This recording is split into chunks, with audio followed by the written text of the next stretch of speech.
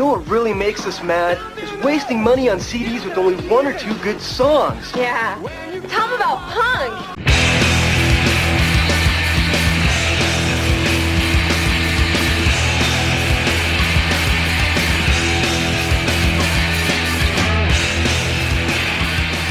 What's up, posers, and welcome to Punk Ladder Pod. I'm your co-host, Justin Hensley. I'm your other co-host, Dylan Hensley. I was wondering who was gonna pull it out first. Who was gonna bring out the impersonation first? You should have introed the episode with it. What's up, posers? I don't think Marquis Smith ever used the word poser, though. Despite probably thinking everyone he ever encountered was a poser. So there's that. But we'll get into that more. Welcome to Punk Lotto Pod. This is the show where we choose 1 year at random and select one punk, hardcore, emo, or punk-adjacent album from that year to discuss. And today we are talking about a band that we have mentioned several times over the years of doing this show. We've done silly impersonations, we've talked about them on I'm Listenings, and we are finally going to actually talk about this band. You know who it is, you read the title, but we'll save it. It's for the theater. I mean, if the impression didn't give it away. Man, if that's your introduction to the fall. Is our impersonations? It's an uphill battle. Sorry, guys. Yeah.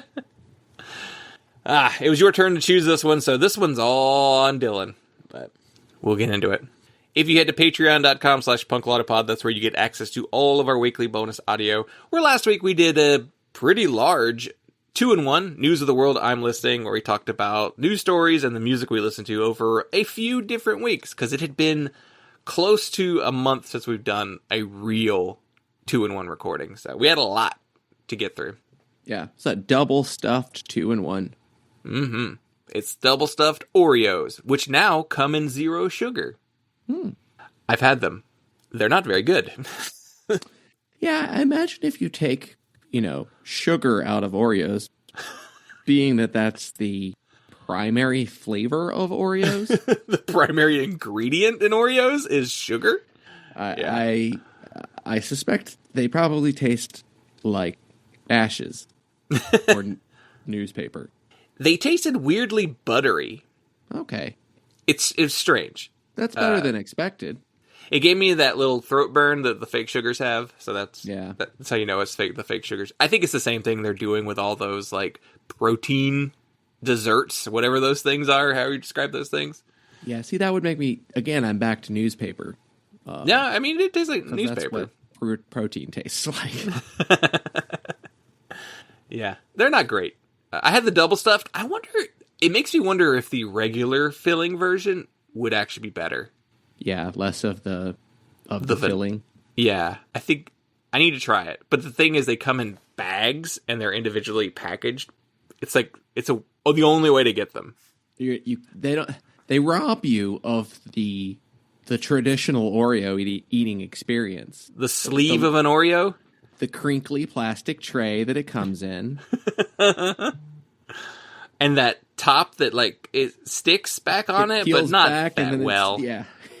Yeah, you never line it back up right. Never.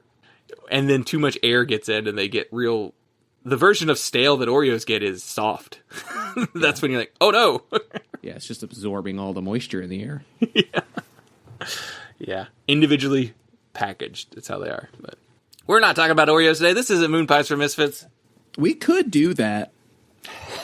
We could just end this show and just do Moon Pies for Misfits. Just snacks the show.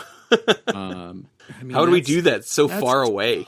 That was almost the concept of one of the first podcasts we tried to do anyway.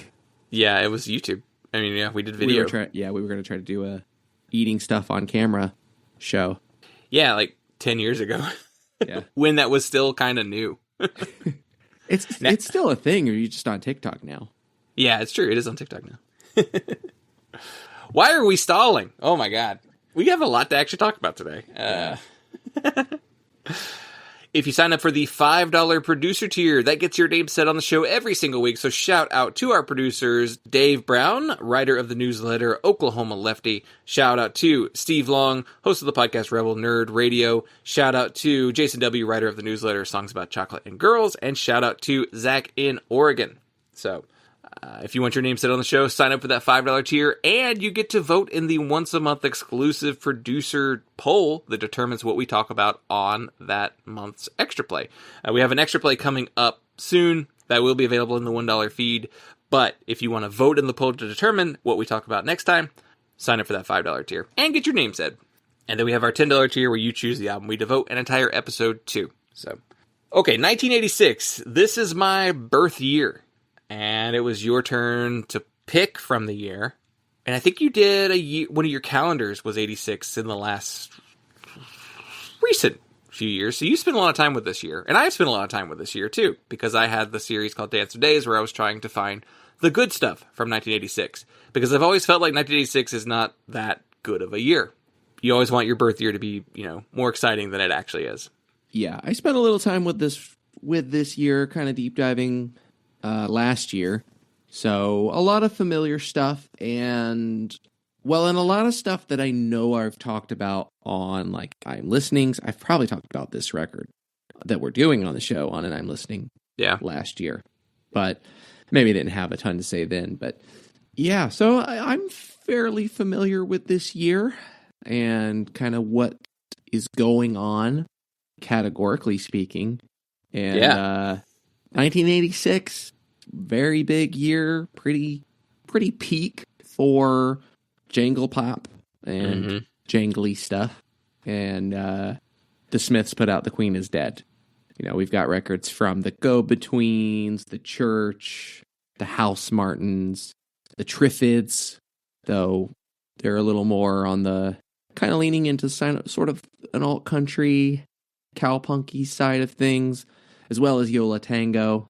I would kind of put them somewhere between jangle pop, more of the REM variety, and kind of cowpunk at this time period. But I think that's my favorite Yola Tango record too. That's a really good one. Ride the Tiger. It's really good. Yeah, and it doesn't sound anything like the rest of Yola Tango's catalog, but I like it a lot. Yeah, all those 80s Yola Tango records are like an entirely different band almost. Yeah. It's a different band. I like both versions of the band, but and 1986 is the year of the notorious, infamous. That makes it sound more negative, but I guess it depends on who you ask. The C86 comp, which nerds on the internet insist is a genre of music. Right. Which is not. It's not. It's jangle pop. It's twee. It's several early things. shoegaze. It's so many different things on that comp. Yeah, it was just a compilation that for some reason people have decided to call a genre. It's like, it's not a genre. I know some of it's like scene. It's more scene, I guess. But even then, they're not even from the same like scene. They're from various different parts of the UK. And we're in one of the first few big years of alternative rock. College rock and alternative rock kind of interchangeable terms at this point, but it is the basis of really alternative rock into the 90s, and what kind of opens the door for grunge to be the big thing that it is. And so we've got records from They Might Be Giants, their first proper album. Yeah, the self-titled. And Husker Du's Candy Apple Grey. Firehose did Rage and Full On. We've got a Love and Rockets record. A couple of Camper Van Beethoven records. Yeah. I was always confused by 2 and 3 being just one record.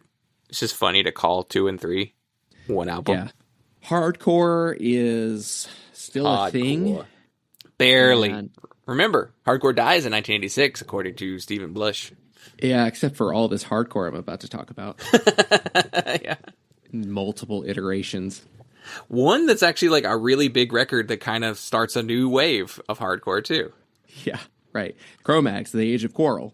That's a huge record that kicked off New York hardcore as like a thing, as like a fully developed thing.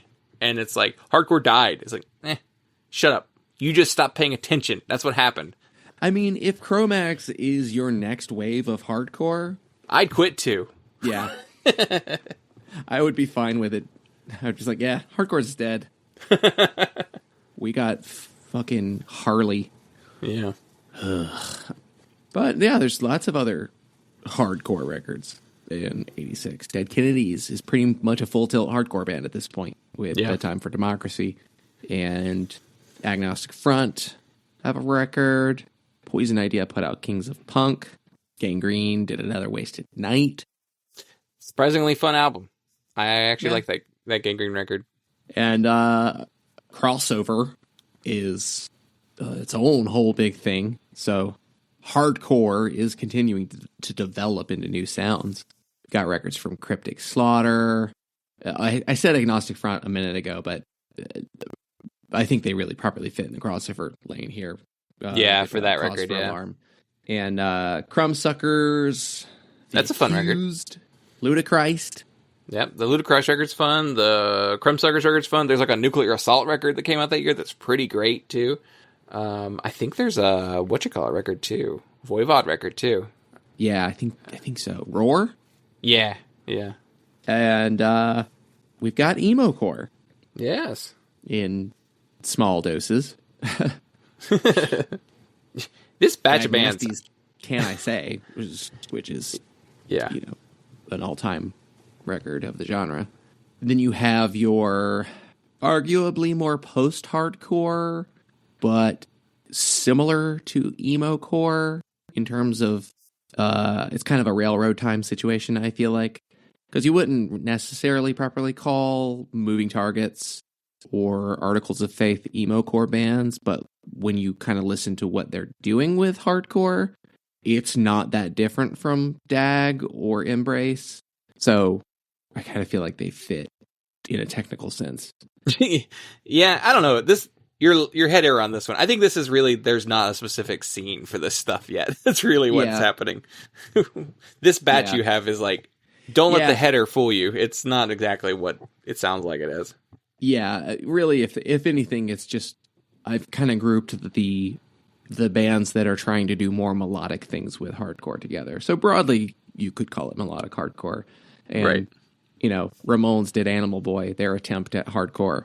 Youth of Today put out Break Down the Walls, so we're seeing the beginning of Youth Crew. Descendants did Enjoy. Agent Orange did This Is the Voice. So we kind of have the origins of skate punk as well.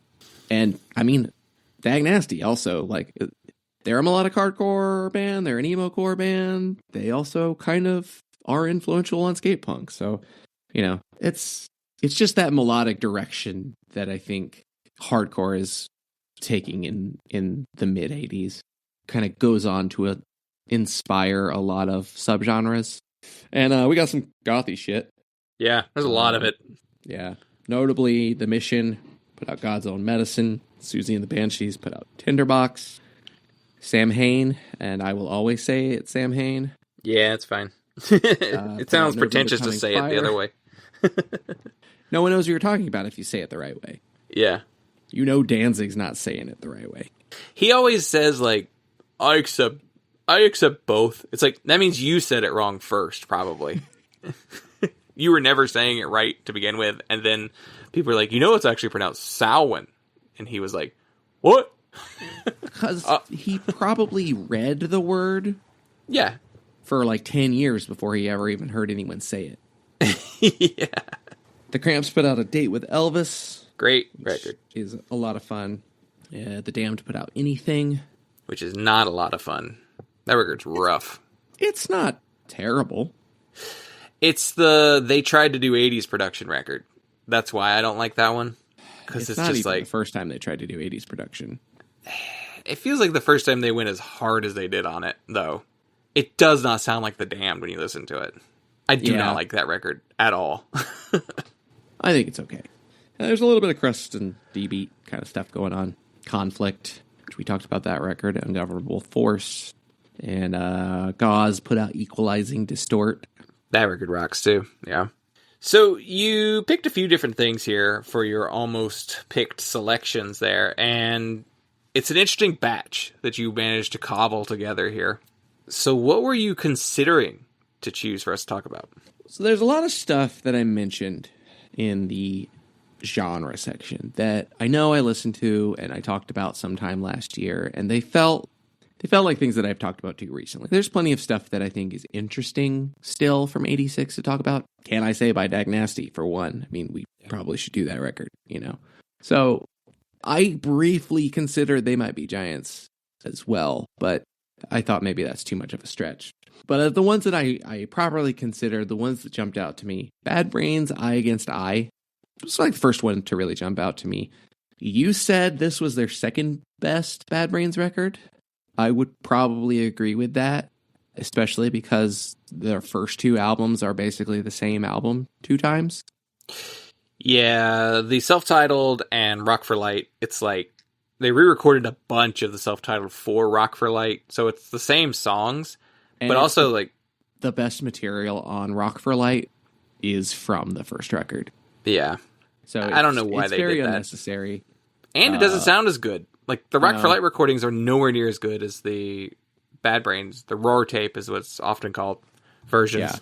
Yeah, I don't think that Rick Ocasek understood how to record a hardcore band. And then there's a bunch of bad reggae songs on there. And then it's also, like, it's the mixing, mastering, remix issue with the... Yeah. I think the streaming version of Rock for Light is the fucked up mix version where it's faster and it's chipmunky. Yeah. Yeah. So, honestly, I'm of the Bad Brains records, I mean, I know the first one is so important, but it feels maybe talked about too much in the grand scheme of punk rock that I'm somewhat more inclined to pick this one. And this was probably the strongest contender other than the record I ended up with. But I think it's interesting we've never done Bad Brains, but yeah, there's a lot of stuff we've never done. I mean, we keep every now and then we're like, oh yeah, we should do the obvious stuff. Yeah. So maybe this is our reminder. We should have a run of much more obvious records. Yeah. Yeah. Because you need it. You need to do them. You know, you can't just be only the rare, not the rare, but like the lesser known stuff, you know. Especially if you're going for growth in your podcast too.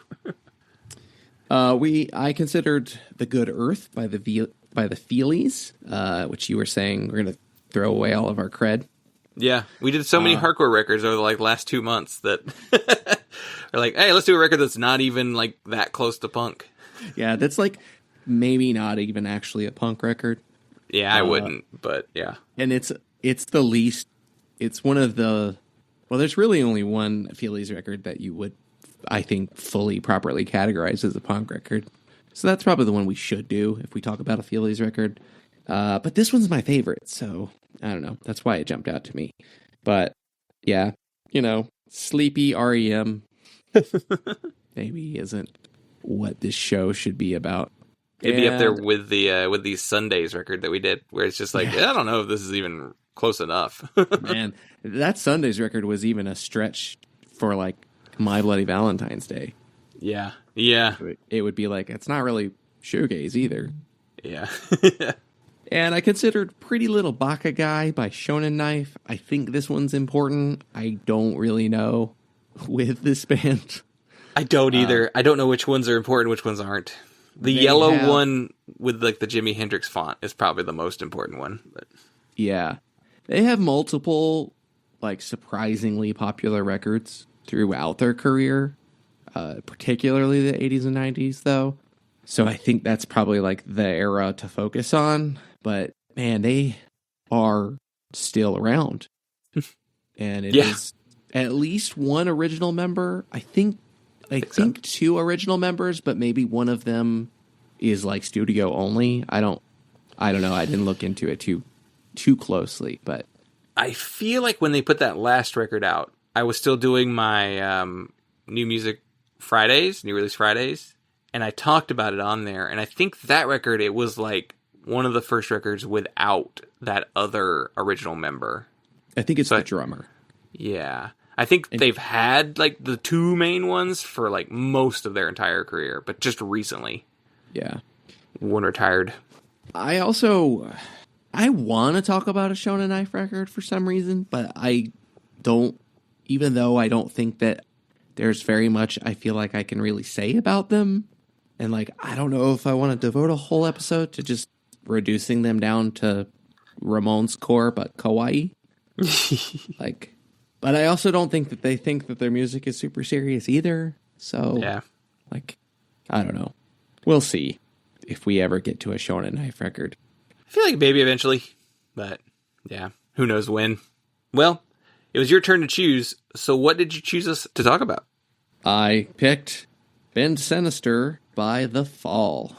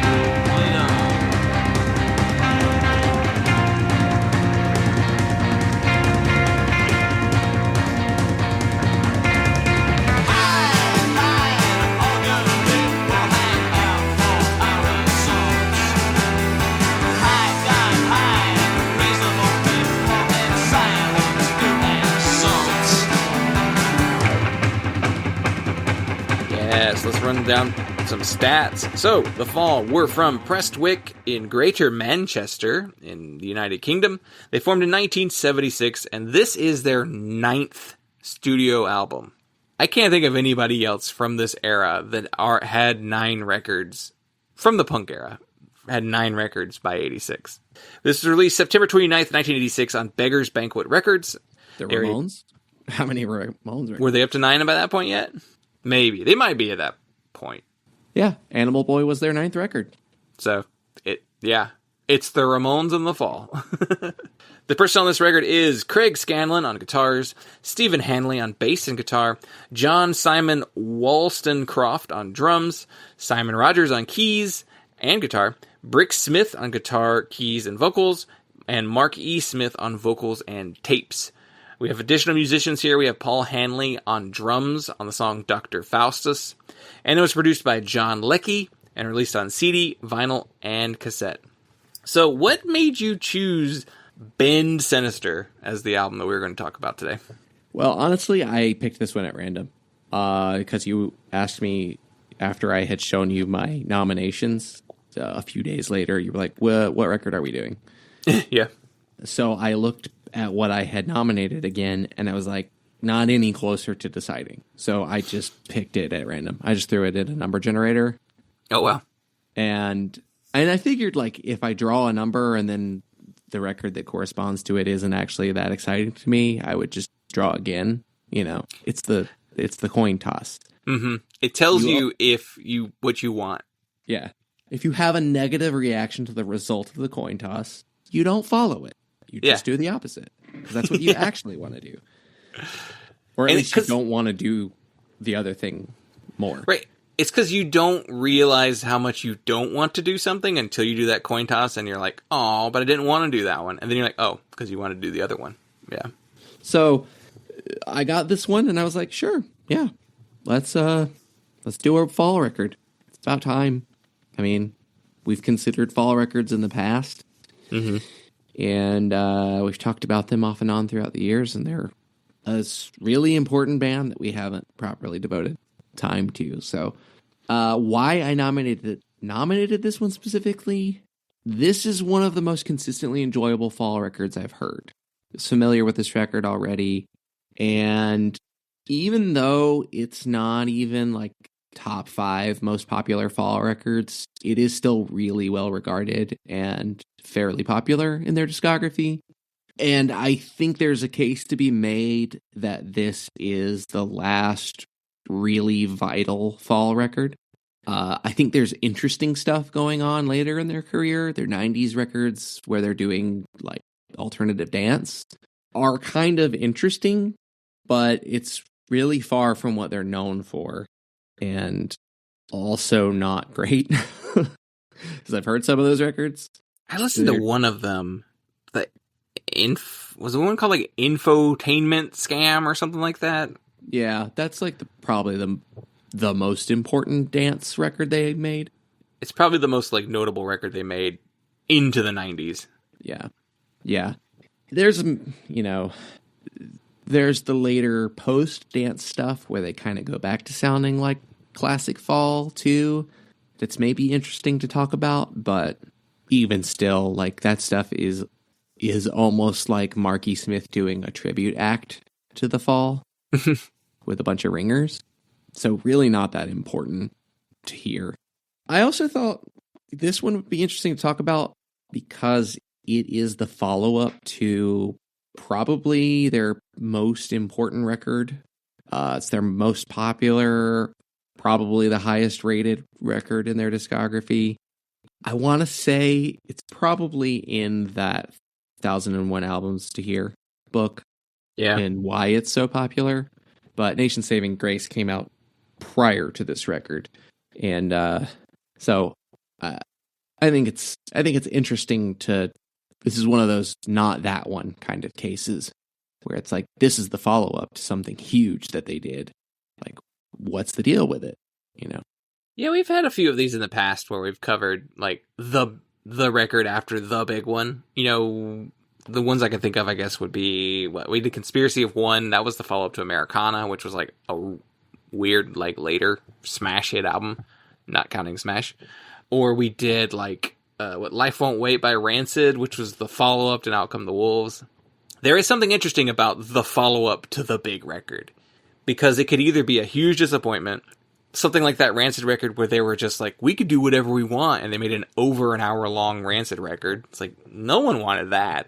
So yeah, there's a lot of different ways that the follow-up to the big one could go. Then, my personal experience, yours and my personal experience, I think it's the same. Yeah. But really, I think our proper introduction to the Fall is through our friend Anne Lepore, who's been on the show in the past. She gave us a playlist of Fall songs to listen to, and that really helped me kind of get a grip on what their deal is. Up to that point, really, I just knew the name and recognized some of the album covers. I thought maybe they were just one of those bands that's too R.O.D and weird for me to really get into. Like half Japanese. Yeah. And I think there's stuff in their discography that is still too R.O.D and weird for me. But, getting that introduction to them and like getting this kind of tasting of a lot of different records in their discography was really helpful to be like, oh, okay, I like what they're doing here. That's really appealing to me. So I want to see if there's more stuff like that. And so I've been interested enough to check out their records over the years. Different, usually when I'm deep diving on a year and I come across a Fall record, I'm game to throw it on and give it a listen. Because I think there's a chance they do something that I like. Pretty much on every record. Yeah, I mean, my background's the same. We would see their name on the charts when we do the chart section of the show and just be like, oh, the Fall's got another record. It's like, yeah, the Fall's got a record almost every single year. They're a good chunk of their career. And then, yeah, Anne was the one to kind of be like, you guys talk about the Fall, but you don't know what they sound like, do you? It's like, nope. She kind of like helped us understand what their deal is. And she's like, not everything's perfect, but they do have some really good stuff. So I agree. I do think not everything's perfect. I think I have a weird experience with the Fall. The Fall is a band that intellectually, when I listen to the records, I go, this is good. I am quite smart and erudite, and I know what I'm talking about when I say the Fall have good records.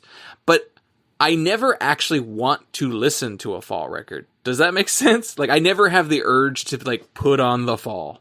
When I listen to the Fall, it's because I'm doing a thing. Where I'm like, I'm studying a year, so I must listen to this Fall record. Yeah, I have kind of a similar experience of just not going out of my way to listen to the Fall. I'm maybe a little bit more excited when I see them pop up than you are. I'm I don't listen to the fall for pleasure. It does always feel a little bit like homework. Yeah, I feel like I'm appreciating art.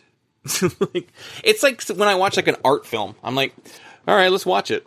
Do I like it? I don't know, but it's interesting. Yeah, and that's how I think I would describe the fall. I don't know if I like them, but I do think they're interesting. So that's something, right? Gives you something to talk about. Okay, also rans. What is an also ran of the fall? Like, what is this from? What's similar? What's going on here? Yeah. So there's some stuff that I think is pretty close, and there's some stuff that is a little bit more of a stretch, but I'm generally grouping a lot of post-punk and art rock and noisy stuff into one category here. I see this list and I'm like, man, there's a lot of stuff here I don't like. Yeah. Yeah. The stuff that I think is probably closest to what the fall is doing, No Means No put out Sex Mad.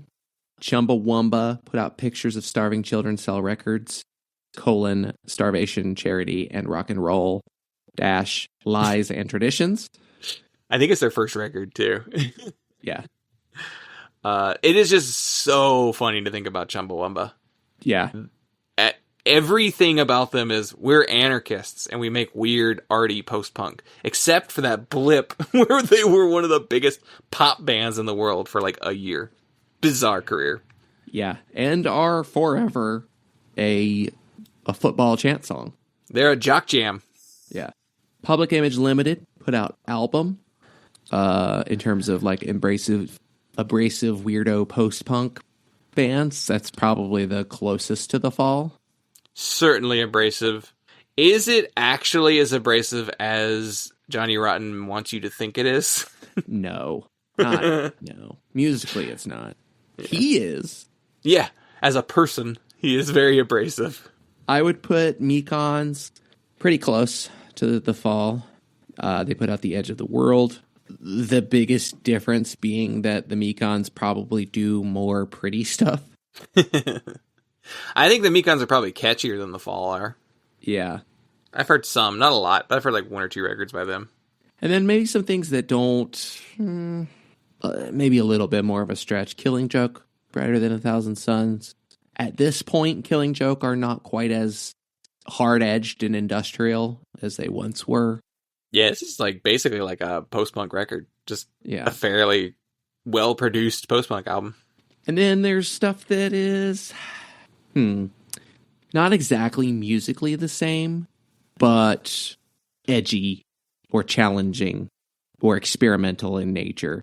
Sonic Youth's Evil, Big Black did Atomizer, Nick Cave did 2 records, Your Funeral, My Trial, Kicking Against the Pricks. Butthole Surfers put out Rembrandt Pussy Horse. Oof. Yeah, that's not for me. That is not the band for me. Pepper is the only thing I can handle by them.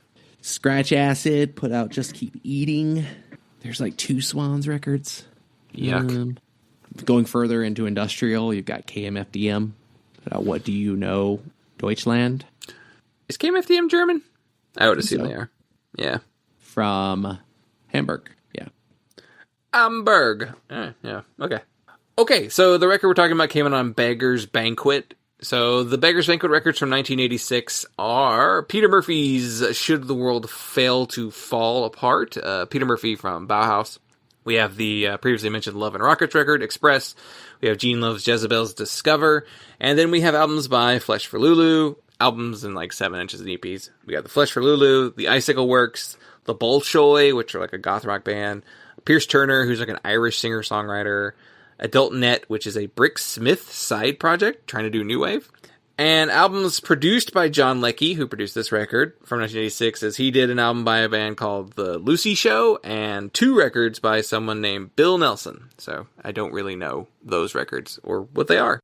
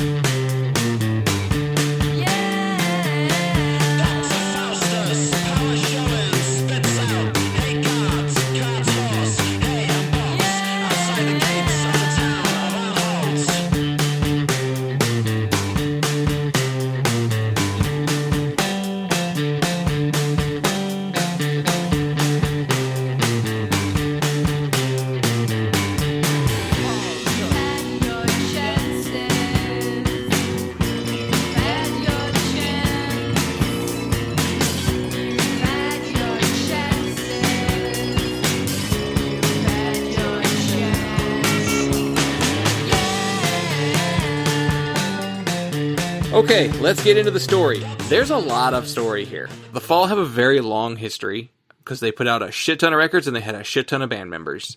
And there's a ton to it. So my approach for this is I tend to start with the beginning of the band's story just because I think it's interesting and I think it's worth putting into context, where a band comes from and how they got their start. I'm also going to basically track their catalog to this record through the members and the releases and the labels. So that's kind of how I'm doing this one. So it's going to be kind of long. So Dylan, feel free to interject if something sounds funny or interesting that you want to point out. But we're 9 albums deep into a career, and I kind of want to see how... To me, the challenge was, how do we get to this record? So, The Fall initially met in Prestwich, England, as some sort of like poetry group that mainly what they would do is they would get together and read each other their writings and then do drugs together. So The Fall begins with drugs and poetry. And that really, if you really boil it down, if you reduce it to the core, people doing drugs and reading poetry is what The Fall is. So they consisted of Mark E. Smith, Martin Bramah, Una Baines, and Tony Friel. And they managed to see the Sex Pistols perform in Manchester in July 1976, and then decided, we should start a band. Tale as old as time. Sex Pistols play a show, 20 bands spring out of that show. Especially in this era, this early.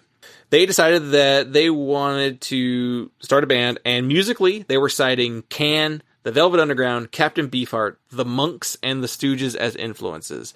And of course they did. Of course. Yeah, because they are doing speed and reading poetry. Yeah. Of course they like Krautrock and Lou Reed. And Captain Beefheart. When can we stop pretending that Captain Beefheart's actually good? It's not actually good. But for some god-awful reason, it is like one of the most referenced and cited records of all time. I don't understand it. So, Mark wanted to call the band The Outsiders, but Friel came up with The Fall, based on the Albert Camus novel of the same name. And if you really think about it, that makes way more sense for this band than The Outsiders. S.E. Hinton? No. I mean, Mark, it's a good story. It's not a challenging read, Mark. It's a children's book. Stay gold, honey boy. Soda Pop was facing off against the Sox. And yeah, there would be a band called The Outsiders who would form in the UK. So they have like 2 records. So the performing lineup, Mark Smith is the vocalist, Bramah is on guitar, Friel is on bass, and Baines smashed on biscuit tins because she couldn't afford an actual drum set. So we're doing pickle jars, the Against Me pickle jars situation. She later switches to keys because they're like, this sounds terrible. So they play their first show in July of 1977, and they are joined by their first real drummer, known only as Dave or Steve. I don't know how you don't remember the name of the guy. Dave or It was Steve. Dave. No, it was Steve. I think they're getting the VE. That's all they could remember. Decades later, a journalist discovered that the drummer was most likely a man named Steve Ormrod. And he left after one show due to political differences with the band. I don't know which direction that goes. I don't either. That's a weird question. The thing about The Fall is... What are they politically? They're incomprehensible. Yeah. He says things like, The Fall is like being in the Nazi party. It's like, what does that mean? You're Hitler? Is that what that means? What does that mean? He's not a socialist. He's not a communist. I don't think he's an anarchist. I think he's a libertarian. I think that's what he is. Like the equivalent of whatever the British version, 70s, 80s British version of a libertarian is probably what he is. Yeah. Populist. Yeah, maybe. Working class English background, so... That's true. There's something relatable there, regardless of what direction he takes that, but... I do wonder what the Steve Dude's deal was, though. Like, was he more like, I'm just a Tory, or was he more like, you guys don't have an actual comprehensive or like a was cohesive he actually belief? Like an anarchist or something? Yeah. Yeah. Like an actual like leftist with socialist policies, and is like, I'm not a socialist. Like, okay. Who knows? I think Mark E. Smith just liked being confusing. But, okay. Steve Ormerod is replaced with drummer Carl Burns, who Friel had played with in another band. They then managed to gain the attention of the Buzzcocks manager Richard Boone, who funded their first recording session, which would wind up becoming their debut EP, Bingo Master's Breakout. Boone had intended on releasing it on his own record label called New Hormones, but discovered he couldn't afford it, and he just gave the tapes back to the band, which is actually kind of cool. He's just like, I can't do anything with this. I thought I could. Here, you should put it out. So their first official release is actually just 2 songs on the live compilation by Virgin Records called Short Circuit Live at the Electric Circus. Electric Circus was a music venue in Manchester that was closing, and so they compiled a live compilation of bands who performed at the Electric Circus. Kind of an odd thing for Virgin Records, for a major label to do. Just do like a tribute to a music venue. Interesting. Must have been a big deal. But so Una Bain's friend and co-worker at a psychiatric institute named Kay Carroll became the band's manager, and she just so happened to start dating Marky Smith. Friel was not happy about this situation. He didn't like her management style and didn't like how basically whatever Mark wanted, she agreed with. So he winds up quitting the band, and he'll be replaced by Johnny Brown very briefly before Eric McGann becomes the permanent replacement. Baines would leave in 1978 after a drug overdose and subsequent nervous breakdown, and she would be replaced by Yvonne Pollitt. Eric McGann would wind up quitting after being this is very funny to me. Eric McGann would quit after being disgusted by the van driver wearing a Hawaiian shirt to drive them to their first session with John Peel. Just think about that for a second. What? He's wearing a Hawaiian shirt? This guy's so unprofessional. We can't be showing up at a John Peel session with our driver wearing a Hawaiian shirt. Who the fuck cares? Is the driver coming inside and recording with you? Like, why do you care? And as far as I know, that driver actually stuck with the band for a long time. So it's like somebody they knew. So he's gonna see him through the window. Like, I just can't imagine, like, what it is that was like, why did that piss you off so badly? I wonder if there was something else going on. He's like, this is my out. So you gotta be... What else is going on is you have to work with Marky Smith is what's going on. Yeah. John Peel would later go on to record 24 sessions with The Fall and consider them his favorite band. So it probably helps to have somebody like John Peel in your corner and championing you every chance he could possibly get. The band's roadie, Mark Riley, would eventually take over bass duties from McGann. So Bingo Master Breakout would finally be released a year after it was recorded in 1978 on Step Forward Records, which, by the time it comes out, the lineup is like almost entirely different. There's like 3 people from that recording that were still in the band at this point. And they then would release their first full-length album, Live at the Witch Trials, in 1979. Burns would quit after this recording session and be replaced with drummer Mike Lee, who was known as a drummer for the cabaret scene. So he was just a drum for hire. Brahma would wind up leaving shortly after, making him the final forming member besides Marky Smith to leave The Fall. Mark Riley would then shift over from bass to guitar, while an additional guitarist named Craig Scanlon joins the band. And I believe Craig is our first member to perform on Bend Sinister to join the band that's not Mark. And they bring in new bassist Steve Hanley. Hanley would be known as the bass player that gave The Fall their specific sound.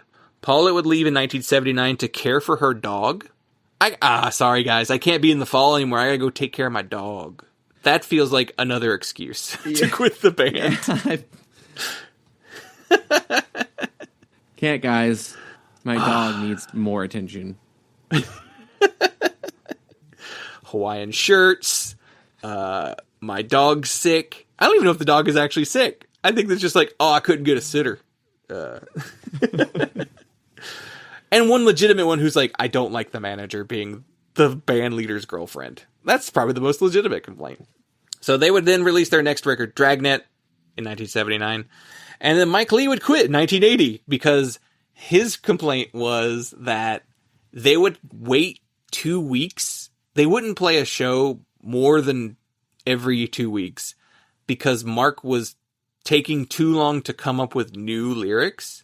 And I took that to mean that Mark just made up new lyrics all the time for their songs. It's like, just play the songs. You already wrote lyrics for them.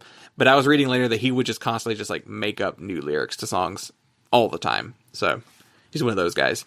And he's like, I want to play shows. So he went back to the cabaret scene because he could just go play a show like probably every other night if he wanted to. Paul Hanley would then replace him on drums, and this begins what is considered the classic lineup of the band. They would then quit Step Forward Records and sign to Rough Trade and release their album Grotesque after the Gram in 1980. They would then quit Rough Trade due to the band's dislike of the label's politics. That is twice now that someone has quit because of politics. Now this one you could probably understand. Rough Trade's a pretty big label in the UK.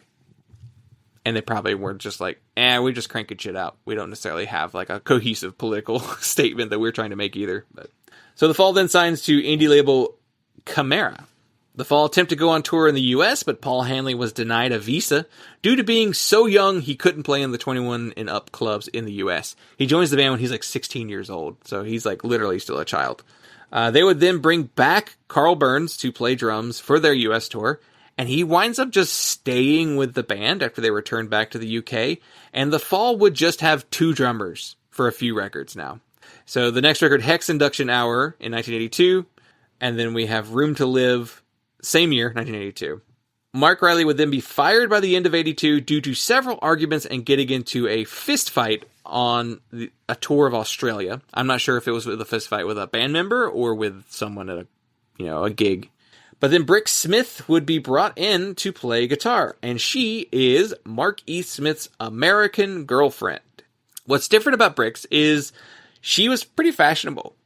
She had like bleach blonde hair. She was up on like the style of the time. Like she was put together, which kind of put her at odds with the Fall's working class look. One of the members, I think, made fun of Mark E. Smith's clothing as calling it like jumper clown wear.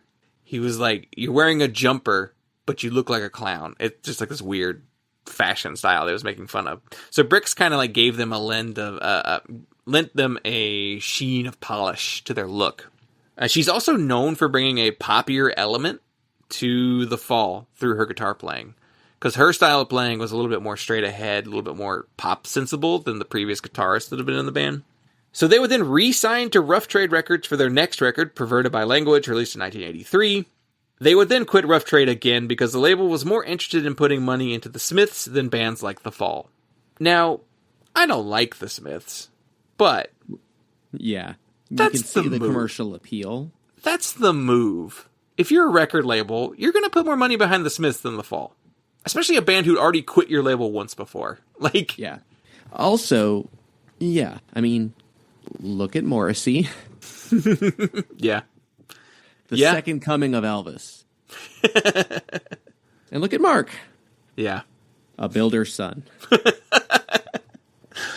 So Brix and Mark get married in 1983. He does that a lot. So the Fall then winds up signing to Beggar's Banquet, and they release their 7th album, The Wonderful and Frightening World of, in 1984. Paul Hanley then quits the band during the middle of the tour for this record. I didn't really read why. It didn't say why. They then released This Nation's Saving Grace in 1985, after which drummer Carl Burns would quit the band, ending their 2-drummer period. They did ask Paul Hanley to come back to finish up some dates until they got his replacement, which is John S. Wollstonecroft, aka Simon Wollstonecroft. And he would join the band as their new drummer, giving the band a light and airy drumming style. And he would stay in the band for 11 more years. So this period and the period right before are kind of considered the classic runs of the band because it's the most consistent lineup they've had. Long-standing members. And yeah. In 1985, Stephen Hanley took a brief paternity break and was filled in by Simon Rogers, who remained in the band on keys after Stephen returned from his break. So, a little bit on Beggar's Banquet. They're a UK independent label that began in 1977 with a 7-inch by the band The Lurkers. And they would go on to form the sublabels 4AD and XL Recordings, which, pretty well-known records labels. They would also absorb other record labels like Matador. So Matador is currently owned by Beggar's Banquet. And Beggar's Banquet was known at this time for releasing albums by Gary Newman, Bauhaus, Modern English, and The Cult. And then, like, the 480 stuff. I didn't really go through the 480 stuff because it's kind of its own thing. But, like, they already have Cocteau Twins by 86. So they go into studio at Yellow 2 in Stockport, as well as at Abbey Road in London and Square 1 in Bury. All of these are in London area. And John Leckie is the producer here. He was a tape operator at Abbey Road who became a producer who was most known for working with bands such as XTC, Magazine, The Adverts, Simple Minds, and Human League. And John Leckie had actually worked with the band on their previous 2 Beggar's Banquet albums. This would be his final record with The Fall.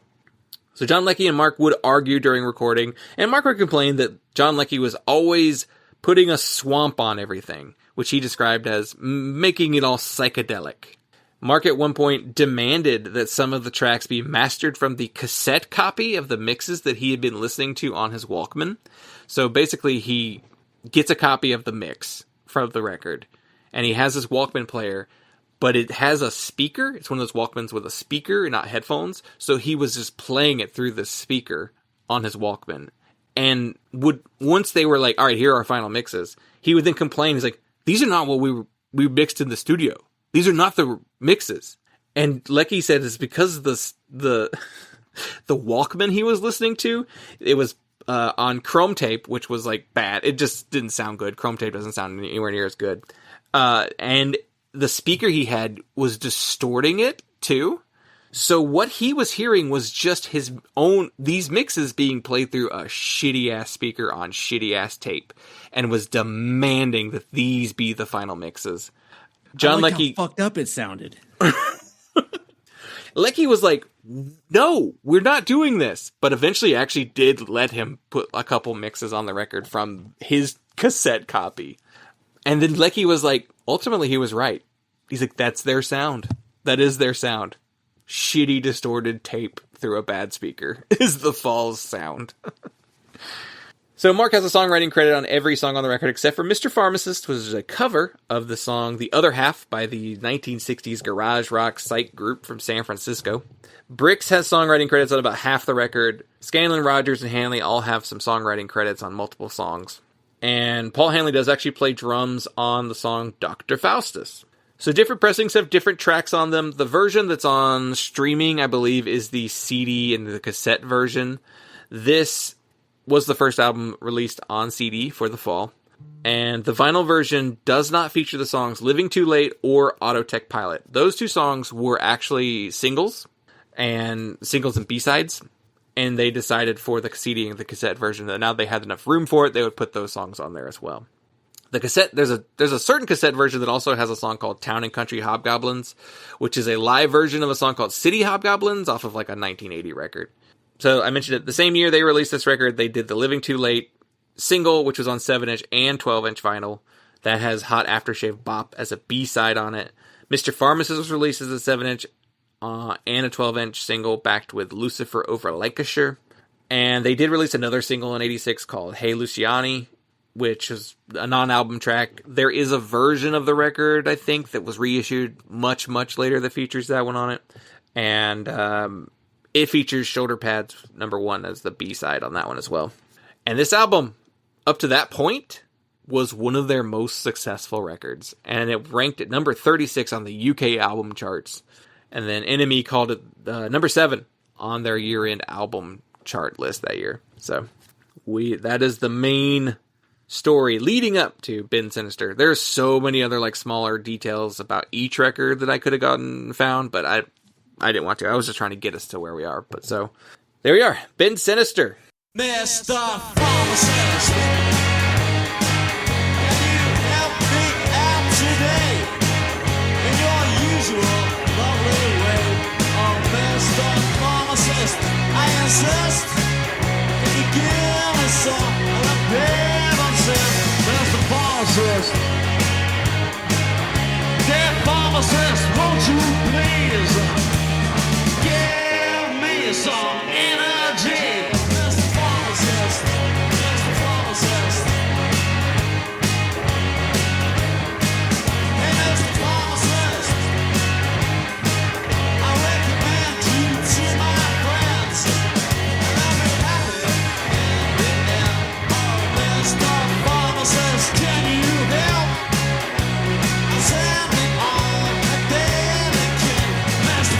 pharmacist.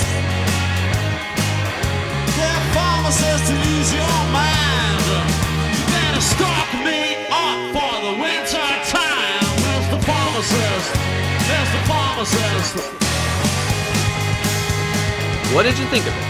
Revisiting it. So coming back to this record, I enjoyed it, and I think it holds its status to me as one of the most consistently enjoyable fall records. You know, I would say this one and This Nation Saving Grace are the two fall records I've liked the most, which kind of makes sense. I think this time period for the band is more in line with my tastes and what I want to hear from this kind of band. And it's the more pop sensible stuff. I mean, honestly, I do think the Fall as a band needed a little reining in, because I've heard some of the earlier stuff, and a lot of those records they're good, they're challenging, but they're a little too challenging, and they're not something I want to reach for very often. They feel a lot more like work. And this is a record I can listen to, and I feel like This Nation Saving Grace is a record that I can listen to and not feel like I'm having to try so hard to enjoy what they're doing to get what they're going for. There's a lot less, I understand it creatively, but I don't enjoy listening to it. And I enjoy listening to more of these records than probably anything else I've heard in their discography. That being said, you know, I think by the end of it, I do feel the repetition and the length a little bit. I don't know if I need every song on here. I don't know that I need every long song to be as long as it is. You know, Bonemouth Runner, Riddler, they're like 6 minutes long. And I'm like, and there are 6 minutes of Marky saying, Bonemouth Runner. You know, so it's like, I got the idea, and some degree of repetition, of almost excessive repetition, is necessary, because that is kind of a fundamental element of the Fall. But it can, even on this record, I think, get to be a little bit too much. But you know, that's my main real criticism with the record. It's funny listening to this record. Really funny listening to any Fall record that I, you know, ostensibly enjoy, to whatever degree that I do, and whatever mode I'm in, you know, enjoying it. The Fall is a band that I feel like is, I'm trying to think of an analogy. I'm thinking of it like it's a portrait of Dorian Gray.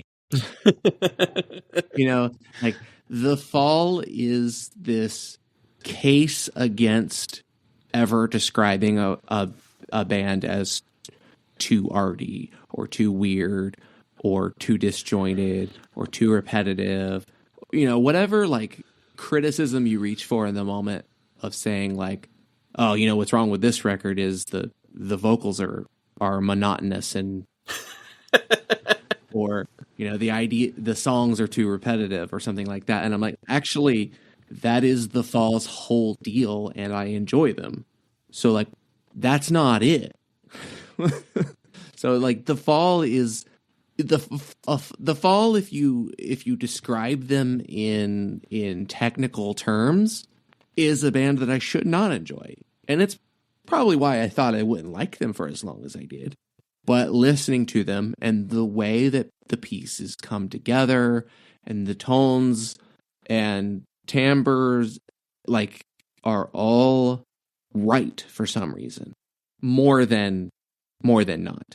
I would say they're never at the point where, you know, they're never at the point where I'm like, oh, I really want to go listen to the Fall right now. But at least for music that I do kind of have to force myself to listen to or listen to as work, it rarely ever actually feels as much like work as I'm going to think before I press play. There is something about the records that I've listened to by them, and particularly this one, that has almost an instinctual response. You know, there's something visceral about it that makes it feel a lot less like pretentious art music. we kind of touched on it a little bit there, my feelings on the band in general and how I never want to listen to The Fall, and when I do, I'm with you. It's never as hard to listen to as I think it's going to be, which you think that I would remember that every time I go and listen to it, but I think that just comes from when I'm done with a Fall record. I don't even really know how to describe the feeling I have when I'm finished with a Fall record. I listen to it, and I'm in the process of listening to it, I'm like, choices, interesting choices, don't hate everything that's happening here, like this thing, don't like this. It's a roller coaster kind of experience, because it's like, there's things I do like, there's things I don't like. Ultimately, at the end, there isn't anything about the record, though, that makes me want to come back to it, though. So it's a strange, like, I don't know. I'm not compelled to listen to The Fall for enjoyment. And I don't want to, like, outright just say, like, I don't like the record, because that's not actually true. But maybe I don't even know. I don't even know how to describe what I feel when I listen to this. Maybe I don't. It's a process to listen to a Fall record, and maybe that's what I don't like, is that it's, like, the homeworkness of it. It does feel like a little bit of a chore to finish a Fall record to me. Well, yeah, I think maybe to an extent, I think what you're getting at is that it kind of requires analysis. Yeah. While you're listening to it. Yeah, that does seem fair. Yeah. Yeah. It's not something you can just get into and have fun with. You kind of are checking in on yourself the entire time you're listening to it. You're like, is this good? Am I liking this? Do I like this? Yeah. Yeah, it's a bizarre phenomenon. Like, I can't, it's not something, it is the only thing I can relate it to is when I watch, like, more challenging film. Is when I'm watching something and being like, oh, Tetsuo the Iron Man. Am I enjoying this? Is this fun? Is this entertaining? I don't know. I'm thinking about it a lot. That's something. And then I will watch a movie that is, like, technically more straight ahead. It's pretty, like, solid as a story, but doesn't really take any risks. Then I'm kind of bored and kind of wondering, like, how long is this, when's this going to be over? To me, that is a failure of a movie's, or an album's pacing abilities. If I'm like, when's this over? And I look at it and there's like half a record left or half a movie left, I'm like, I think this means I don't enjoy this process. But I don't know. There are moments on the record. Anyway. I think film is a very good comparison for The Fall. Like, I think to make a comparison to other art forms, film makes sense, because I understand what you mean about watching a movie that is challenging or difficult, or, the story is unpleasant, and is like, painfully realistic, or, something that's like cinematography is very advanced and it's like compositionally very interesting, but maybe the story's not that interesting, or there's more facets to film maybe than music in terms of like critical analysis. And I think that that's a thing that The Fall manages to do musically. It kind of requires you to dig into, like I said, that analysis that you're having to do while you're listening to it. It's not as instantly accessible as you're used to music being, and the music that you want to listen to more often is going to be something that you can not have to think about why they made the decision that they did about the drums or the guitar tone or the vocal delivery or you're thinking about the atmosphere of the record a lot more than its contents. In terms of its actual musical contents, this record in particular, and some of my favorite Fall songs, and as much as I can say I have favorite Fall records, the ones that I like the most, and I've probably said this before, but they sound like evil B-52s. Like, it's the dancey stuff. Which I should like their dance stuff more, their 90s dance stuff more on that basis, but then that's getting into more like electronic dance than it is. Yeah. The retro garage rock and surf kind of musical things that they're doing. Especially when you add in other vocalists, that kind of adds to the atmosphere of it and breaks up the monotony of Mark. But Mark also has, that Fred Schneider kind of Spreckesang delivery. It's a speech singing band with a groove and rhythm section. It's funny. It is kind of a similar tone, I think, right? Or cadence. It's, who made the Nazis? And then it's as big as a whale. It's like one is up, one is down. But it's the same level that they live at. That is funny. Yeah, this is an interesting record in the sense that there are moments that I really enjoy.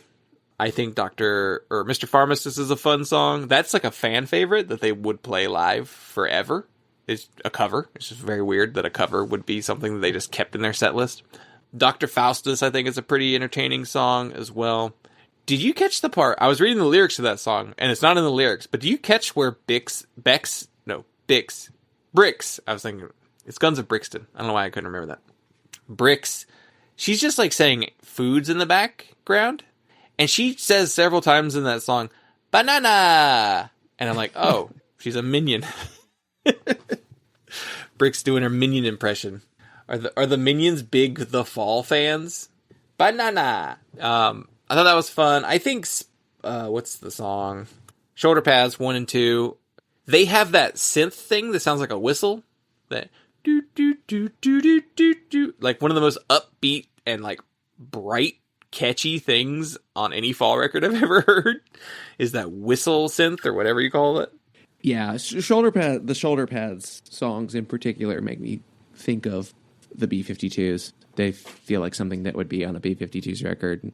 There's stuff like Bournemouth Runner, even though the song is too long itself, it is fast and it has that kind of driving wire riff. To me, it was them doing their version of Roadrunner. Yeah. Bournemouth Runner. He even sings the song kind of in a similar way of the Modern Lovers song. But it also, I think it starts really slow. It has a really slow intro. It goes a really long time before it just picks up and becomes a faster song. Also Jonathan Richman, Prickly Weirdo. Yeah.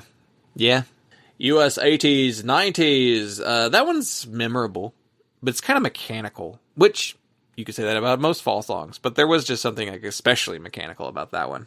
Yeah, that song works more than it doesn't for me, but it's kind of it has elements that I'm I wish that this was in a better song overall. Yeah. Terry Waite Says has a pretty strong track there. It's kind of short too. It's not a very long one. Brick sings a lot on that one. Yeah, it's got that kind of fun surfy guitar lick on it. I wish that song was longer. Yeah, that one I would actually take a longer song from. You know what I would take a lot less of is Living Too Late. That was a little too long for me. Yeah, Living Too Late and Riddler. Gross Chapel British Grenadiers. Ooh, that's way too long of a song too. Everything I kept reading was that was their Joy Division song. I was like, well, don't do any more of that because I don't like when you do that. It just is the Fall's already too slow, and then when you try and do sometimes they're too slow. Not always, but a lot of times they're slow. And then trying to do Joy Division slow, I'm I don't like it. That's a 7-minute and 20-second song. Longest song on the record? Yep, it is. Yeah. Bournemouth Runner 605, Riddler 622. I should have listened to the vinyl, the vinyl track list, and I wonder if I would have enjoyed it more. Because that's where they don't include Living Too Late or Autotech Pilot on there. And they don't really feel like they added much for me. Yeah. Yeah, they don't. Those two songs are unnecessary. And looking at that track listing, the LP version of it, I like it better. Right. Gross Chapel and US 80s, 90s, that feels less of a slog without Living Too Late in between. Yeah. Yeah, Living Too Late is it's a 4.5-minute song. Yeah, I think I probably would enjoy the flow a little bit better without those, which makes sense because it was recorded without those songs. And those are just added for, we could fit it on a cassette and a CD, Well, and you also have your LP split between Gross Chapel British Grenadiers and US 80s, 90s. Which helps. Also, US 80s, 90s is faster than Gross Chapel British Grenadiers. And then it's 80s, 90s, then Terry Waite Says. I think it would make Bournemouth Runner a little easier to get through. Riddler, I don't know. Yeah, Riddler just kind of plods along. It feels so unnecessary of a song, like, because it has probably some of the least interesting musical ideas. Yeah. Though I do think the idea of ending the record on Shoulder Pads #2 that's an odd choice too. Like, that's the final track of the LP version. But I almost wonder if they would have made that the end of track 1 or side 1, if it would have had like a fun little symmetry there too. I don't know. Yeah, I look at the track list with the bonus tracks, the single tracks. It looks like a harder record to get through. So that is an interesting.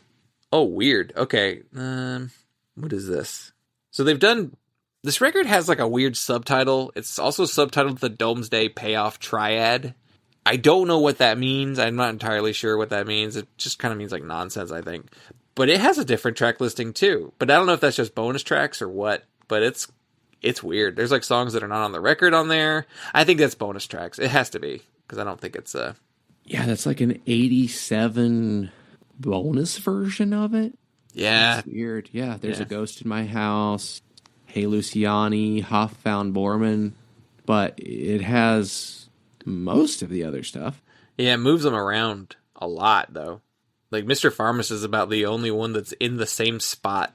Oh, Domesday Payoff is the resequenced American version of Bend Sinister. Ah. You know, those resequenced American versions are almost never better, though. Because they've done it. We've talked about a few in the past, and it's just like, that wasn't the move. I think you messed it up. They put R.O.D. on the B side. Which I think is a bad opener. I don't think R.O.D. is a great opener. I think it's too slow. But it loses Dr. Faustus entirely. Yeah, I don't know that this resequencing, I don't know what the new stuff, the different stuff is. There's a Ghost in My House, I think, is a cover.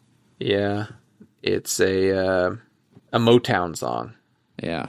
Yeah, I don't think I would like that version. Yeah, it doesn't look like an improvement. No, it doesn't. I don't know what they were thinking with that.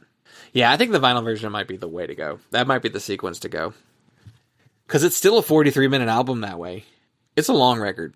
You know, with the other tracks, it's like a 50-something minute album. And that's tough, too. Just 50-minute albums. You got to be a really good record to be 50 minutes long. And for me to really want to come back to it. And I'd say this record probably has the most stuff I want to hear again. I do think Dr. Faustus, Shoulder Pads, Mr. Pharmacist, Terry Waite Says are all probably some of the more enjoyable songs that I've heard by the fall that I would want to come back to. It is funny, on the streaming version, I could always tell when I got to those bonus tracks, though, because they sounded production-wise very different. Like, obviously different, to the point where I was like, that's not a good mastering job, you know, to get those on there. It's almost as if the album was mastered, and then this label was just like, and we just stuck the other songs in there without, like, trying to master it to the rest of the album. I don't know, it's an interesting group of performers, too. I think you got to be a little bit of a weirdo to want to be in the fall, too. Especially by this point. Yeah. Like, Hanley had been in the band for a while. Scanlon had been in the band for a while. Wollstonecroft would stay in the band for a while. Bricks would stay for a little while longer. She was married to Mark. They would get divorced in, like, 89 or 90. And then she would quit. And then he would bring his next wife in to play, like, keys later. It's like, he just keeps doing that. I put all the women I'm dating in my bands. Yeah, probably some element of being a control freak there. Yeah. Yeah, would not be surprised. Have a little more influence. Yeah, it probably helps him to be like, I got a voice in the room with me at all times, so he's not going to argue with me. I think that original run of people who were all just like, fuck you, Mark, and just quit the band were probably the other voices. And I think they said when Branham quit, they were like, that was the last equal to Mark in the band to quit the band. Because everything after that, it becomes the Mark E. Smith band from that point on. Which is very early into the band's career. Like, it's not even that long, you know. I tried to read lyrics. Fall lyrics make no sense. That's just it. I tried to read them. I was just like, I don't know what any of this is about. I read some interviews where he talked about what some of the songs were about. And I'm just like, U.S. 80s, 90s is about how when he came back to the U.S., I guess probably for a tour, he was like, it felt like I was in Russia. It felt like I was in communist Russia. He said it was like that only in like the 80s when they went in there, like after Reagan was elected. He said that's when it changed. He said before that, it felt like a country you went into and could actually feel freedom. Was his description of it. He's like, you go there and you're like, wow, this is the land of the free. And then when they went back with Reagan, it was like, oh, this was like Russia. Because they'd been to Russia too. Like they toured the whole world. So they got to see the actual countries and they were just like, oh, America sucks now. Which, if you really think about how things are now, it does kind of trace back to Reagan.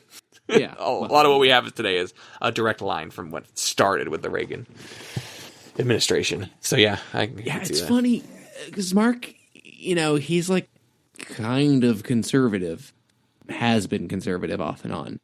I don't know that he's uniformly conservative, but I think he supported the Falklands War. I don't know. Yeah. It's weird. I mean, he constantly talks about how he's not a socialist, he's not an anarchist, he's not, all these other things. So he doesn't really hold like super strong leftist views on anything. I don't know. I don't know what he is. I guess. But I also don't see him being like a supporter of the Iraq War and David Cameron and that kind of stuff either. So I don't know. Who knows with him?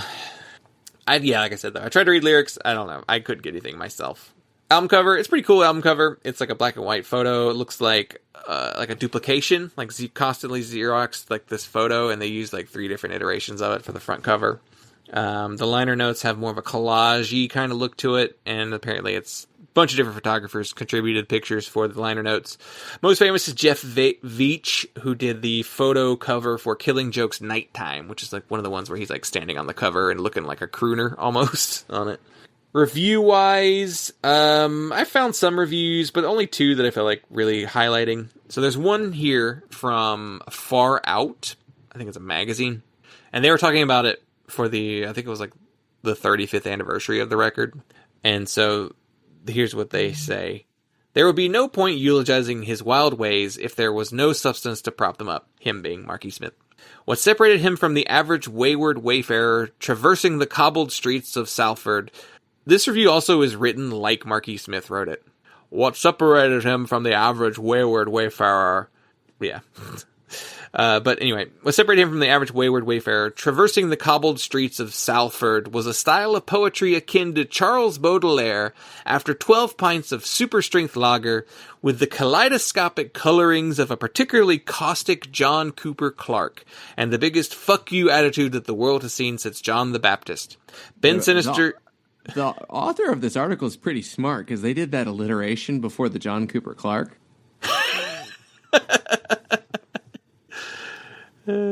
Yeah, because that is all John Cooper Clarke is alliteration. Yeah. Alliterated nursery rhymes. Yeah. Bend Sinister saw this one-man army approaching his human wrecking ball peak. Naturally, it wasn't an album that catapulted the irascible fringe hero to stardom, but 36 in the UK charts was the mid-latitude heights of purgatory, and that's as lofty as a bastard like Smith was ever set to reach. The line of saying Charles Baudelaire after 12 pints super strength lager and the kaleidoscopic colorings of the particularly caustic John Cooper Clarke, when I read that John Cooper Clarke thing, I was like, fuck, that's what it is. It's the same thing to me. I mean, it's if like John Cooper Clarke was good. Yeah, that's what I mean. Like, yeah, if John Cooper Clarke wasn't just baby nursery rhymes and all alliteration, it would be Marky Smith. And I bet those two... Okay, I bet John Cooper Clarke liked Marky Smith, and I bet Marky Smith hated John Cooper Clarke. Probably. Yeah. Because he's the version of him that he doesn't want to be, is really what it is. He's the pop version of what he's doing. By the way, you were in the UK. You sent me a picture of John Cooper Clarke on your television. Yeah. Yeah, it was... what was it? What's the show? 8 out of 10 8 out of 10 Cats does countdown? Does countdown? Yeah. Yeah, I watched like a second of that, and he was on it, so I sent you a picture of it. Yeah. Yeah, watching British TV was funny. They really do show a lot of Peep Show and Red Dwarf. Do they just show it all the time? Like, what's the channel? Dave that does Red Dwarf. Dave's like the rerun channel. It's like, yeah. They always make jokes about, like, Mock the Week when they were, well, they're back now. They were canceled for a few years, but they would do like a joke where they would be like, And in 5 years on Dave, you'll see this joke and you'll think, what are they talking about? It's just very funny because it's a topical political show, but they would rerun it on Dave, which is just like, why? No one knows what you're talking about anymore. There was one channel that would do like an hour of Peep Show at like 10 o'clock or something. I think they famously like showed a lot of The Simpsons back then too, like in the UK too. They just like always showing The Simpsons. I don't know if that's still a thing, but there was a lot of antiques shows, like people buying antiques and trying to auction them off for profit, or like doing restorations on antiques. There's multiple shows that I saw that were like that. There was this one game show that we watched a lot, that because there was like nothing else on, that was basically, the coin game at the arcade where you put the coins in and it drops them down into the machine, and like you're supposed to like pile the coins up, and there's the little thing that pushes the coins to the edge, and you're trying to get like the most coins to fall. Yeah. It was a giant board of that. And you would play to win money. And then like you would drop coins to win money. But then once you ran out of coins, you had to answer trivia questions to get coins to drop for money. So it was half just dropping coins into this machine and half answering the easiest trivia questions you've ever heard and getting them wrong. It sounds like a Price is Right thing as a TV show, as the only game. Yeah. It'd be a like, Price is Right game is the whole show. Yeah. Like the ones where it's like, now if you could figure out which of these two things, costs more of the two, you'll get a coin that you could then use to end the game. Like for Plinko. That's how they do Plinko. Yeah. But yeah, like the trivia questions were so easy. And they're like, but it was so funny too, because like the money that they were earning from the coin machine was not a lot. I mean, they're like 3,600 pounds. It's like, that's kind of not a lot for a game show. I mean, maybe you actually stand a chance of actually getting that money. Yeah, you might actually. They make American, game shows. It's like, oh, you won $1 million, but you actually don't, because you either take the payout or you take the lifetime payment. It's like the lottery. You can take the lifetime payment or the lump sum, and the lump sum is like a third. Yeah. I got one little shorter review from Trouser Press that I'm a quote from. So, named for a novel by Vladimir Nabokov, Bend Sinister is a rather gloomy, dark-sounding record. Minor keys and Joy Division-like guitar riffing dominate tracks like US 80s, 90s, and Gross Chapel British Grenadiers. And then in the middle of all that is Shoulder Pads, one of the poppiest, most upbeat songs they've ever done. Multi-instrumentalist Simon Rogers has become the Fall's chief sound shaper, providing all kinds of odd synths and guitar fills and embellishments.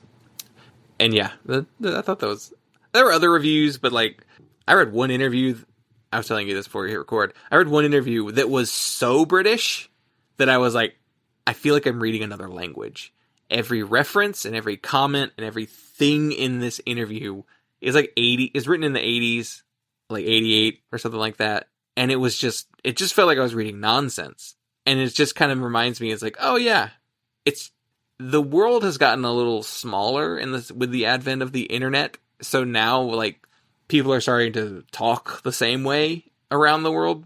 So it's making a little more sense now than like back then. It was just like you had to live in England for 6 months to understand half the interviews that I was reading. It was weird. Well, let's do the aftermath. So the Fall are known for being one of the most prolific bands in the UK punk scene. They released 31 studio albums, not to count live albums and compilations, which Marky Smith was against. He did not want live albums and compilations released, but there are a ton of those too. They also had 66 members of the band throughout various points, and with a third of the members staying less than a year. Mark is known for being an extremely difficult musician, and members would frequently argue and sometimes physically fight. There have been 66 members of the Fall over the years. We've only mentioned 17 of the Fall's members. Think about how many more people that is that have yet to even enter the Fall that we didn't even mention yet. I think in the 2000s, he might have been at his worst when it came to people staying in the band. I think that's the period where he's just like changing members every 6 months. Wild. Marky Smith is the only constant of the band for their entire run, and he would eventually pass away in January 2018. He had 2 different forms of cancer. I think he had stomach and lung cancer. He was a very heavy drug and alcohol user for his entire life. Like, he would go through periods of more sobriety than others, but never completely sober, never completely clean. He would always just be doing something. He was like a constant smoker too. They said he like smoked nonstop, so it probably explains where the lung cancer came from. And I wouldn't be surprised if the stomach cancer came from all the alcohol he drank, because they are saying there are links between alcohol and cancer. So yeah. Yeah, he lived a rough life, but it sounds like he lived the life he wanted to live. Yeah, I mean, I think he chose it. Mm-hmm. I don't think he could do anything else. He's one of those kind of people. I don't think he wanted to do anything else. Yeah. Wouldn't even entertain the idea of attempting anything else in his life. Yeah. I don't know. Final thoughts on the record, though. Yeah, I mean, I enjoy the record. I think it has its flaws, and I think every Fall record does. I think the Fall are a case-by-case band. I think I just, at the end of the day, if I'm entertained about half the time, I think I'm pretty happy with a Fall record. That is a glowing review. Yeah. I liked half the album. I know what you mean, though. I would say, as far as the Fall records I have listened to, I probably enjoyed this one on the higher end. I probably like this more than some of the other ones I've heard. I don't think it's my favorite, but I also cannot tell you what that would be either. So that's kind of shows you my relationship with the Fall. And with this episode, I will probably never listen to Bend Sinister ever again. Fair enough. I mean, it's okay. I think it's music that I can just intellectually recognize as good, but I don't actively enjoy. It would be how I would describe the Fall. I don't like it, but I get it, and I respect it. That's probably where I am with it. Rating wise, I'm giving it a 3.25. What about you? I think I'm at like a 4. Oh, wow. Okay. It's a record that I probably like a lot more than I can properly express. And I don't know. The thing with the Fall, I think it's music that the music I respect and enjoy more than the person who made it. Because I don't think I would say I definitely don't like Mark as a person. Oh, yeah. Yeah, as a person. Which is kind of a whole weird layer to listening to anything by the Fall. Yeah. I mean, how much does liking the person who makes the music really matter, though? If you really think about it. I don't know. Yeah. I mean, if the person, is a bad person, then that's one thing. But, yeah, there's an argument to be made that maybe he's a bad person. Yeah. But, I mean, I still like Black Flag records, and Greg Gann sucks. Yeah, right. Yeah. It's one of those things where it's did he do anything, actually bad enough to be oh, that's never again? Or is it just more I think he's just a massive asshole who's, unpleasant to be around? It's I don't know. It's not a crime. Doesn't mean you have to like them. But, yeah, interesting. Interesting band. I don't know if we'll ever be picking another Fall record for the show. So this one, I guess, kind of served as our... Here's everything we feel about the Fall. Yeah. Yeah, I don't know that any other records that we could cover in the future, I would have substantially different things to say. So, probably not. This is probably the one. Yeah. The only thing I would be considered, interesting to look at would be later career, because I don't know what that is. I don't know what it even looks like. Sonically, musically, creatively. I don't know what late, post-dance Fall is even like. It's kind of how I feel about late period New Order, late period Wire. It's what am I going to actually say about them? Oh, this period's not as good as the old period? Oh, okay. That's kind of what we thought. But it's still got merit. I don't know. It's tough to say. But All right. Well, I think that will do it for us, though. So I appreciate each and every one of you for listening, and hope you enjoyed the episode. You can follow us everywhere on social media at punklautapod, punklautapod@gmail.com. Our voicemail line, 202-688-PUNK. We'll play it on the show. And punklautapod@gmail.com. Did I say that? Yeah, that's our email address. Where are we following you online? You can find me at Husker Dylan or Major Awards Band. I'll start teasing this now because I scheduled it for release. The next Major Awards single is coming out at the end of May. So Nice. Some more details on that one as we get closer. Maybe will come up. But I also don't do shoot interviews, so maybe I won't. It's only going to be the work. Just kayfabe, brother. Kayfabe. All right, that'll do it. So thank you all so much for listening. We appreciate you, and we will talk to you all next time.